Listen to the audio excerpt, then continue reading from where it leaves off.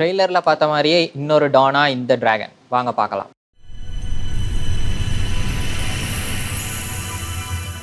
நாடியோட நடிசீட் நேயர்கள் அனைவருக்கும் வணக்கம். இந்த முறை நாங்க பார்க்க போற படம் டிராகன்.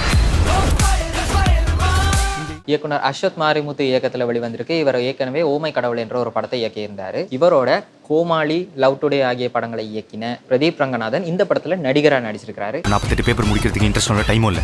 எனக்கு இப்போ உடனே சக்சஸ்ஃபுல்லா. ஆனா படத்தோட ட்ரெய்லர் வெளியான நேரத்துல பாத்தீங்கன்னா ஏகப்பட்ட நெகட்டிவ் கமெண்ட்ஸ் வந்துட்டு இருந்தது. என்ன படம் ஏற்கனவே டான் மாதிரி இருக்கு, இப்படித்தான் அப்படித்தான் அப்படின்னு ஏகப்பட்ட பேச்சு பேசிட்டு இருந்தாங்க. எல்லாத்தையும் தூக்கி சாப்பிடுற மாதிரியான ஒரு படைப்பை 2 பேருமா சேர்ந்து கொடுத்துருக்காங்க. 2 பேர் இல்ல, ஒரு மிகப்பெரிய டீமா சேர்ந்து கொடுத்துருக்காங்க.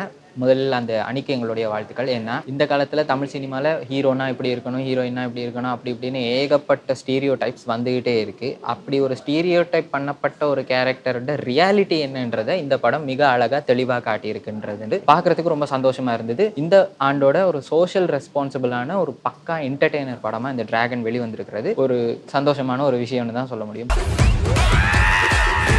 படத்தில் பிரதீப் ரங்கநாதன் மட்டும் இல்லை, இன்னும் நிறைய பேர் நடிச்சிருக்காங்க. கௌதம் வாசுதேவ் மேனனா இருக்கட்டும், மிஷ்கினா இருக்கட்டும், அனுபவமா பரமேஸ்வரனா இருக்கட்டும், காயடு லோஹரா இருக்கட்டும், நடுவில் வந்து போன ஸ்னேகாவா இருக்கட்டும். இது மட்டும் இல்லாமல் முக்கியமாக யூடியூப் ஸ்டார்ஸ் நிறைய பேர் இந்த படத்தில் நடிச்சிருக்கிறாங்க. எங்களோட நிறைய பேரோட ஃபேவரட்டான விஜே சித்து பிளாக் ஃபேன்ஸுக்கு இந்த படம் ஒரு பக்கா ட்ரீட்டாக இருக்குன்றதுல எந்த ஒரு சந்தேகமும் கிடையாது. திரையில் அவங்களுடைய நடிப்பை ரொம்ப அழகாகவே வெளிப்படுத்தியிருந்தாங்க. கேரக்டராகவே மாறிட்டாங்கன்றது தான் சொல்ல முடியும். அவங்களுக்கு ஜஸ்டிஃபைங்கான ஒரு வெறுமனே ஒரு கேமியோவா இல்லாமல் ஒரு நல்ல கேரக்டர் கொடுத்த இயக்குனருக்கு தான் இந்த இடத்துல எங்களுடைய வாழ்த்துக்களை தெரிவித்துக் கொள்ளணும். படத்தில் இன்னொரு மிக முக்கியமான ப்ளஸ் வந்து மியூசிக். லியோன் ஜேம்ஸ் இந்த பேரை தயவு செஞ்சு மறக்காதீங்க. ஏன்னா அந்த மனுஷன் இன்ட்ரடியூஸ் ஆன காலத்திலேருந்து அடுத்தடுத்து நல்ல நல்ல பாடல்களை கொடுத்தாலும் அண்டர் ரேட்டட் மியூசிக் டைரக்டராகவே இருக்கிறாருன்றது ஒரு கவலைக்குரிய விஷயம். இந்த படத்துல தன்னுடைய 100க்கு 200% உழைப்பை கொட்டி இருக்கிறாரு.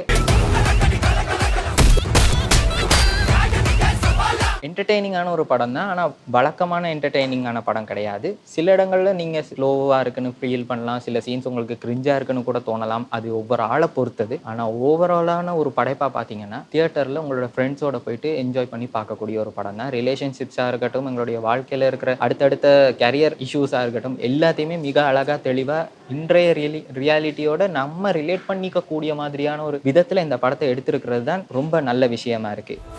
அவன் நம்ம கிடைச்ச வரம்மா, எப்படியாவது அந்த 10 லட்சத்தை நாம கரட்டி கொடுக்கணும். ஏற்கனவே அவங்க ப்ரொமோஷன்ல சொன்ன மாதிரி ட்ரெய்லர்ன்றது இந்த படத்தோட வெறுமனே ஒரு 10% தான். அது மேபி ஃபர்ஸ்ட் ஹாஃப்ல ஒரு கொஞ்ச நேரத்திலேயே முடிஞ்சு போயிருது. மீதி மொத்த கதையை அவங்க படத்துக்குள்ள ஒளிச்சு வச்சிருக்காங்க.